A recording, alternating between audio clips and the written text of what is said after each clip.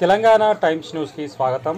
శ్రీవారి దర్శనార్థం సీఎం రేవంత్ రెడ్డి కుటుంబ సభ్యులతో కలిసి మంగళవారం రాత్రి తిరుమలకు చేరుకున్నారు.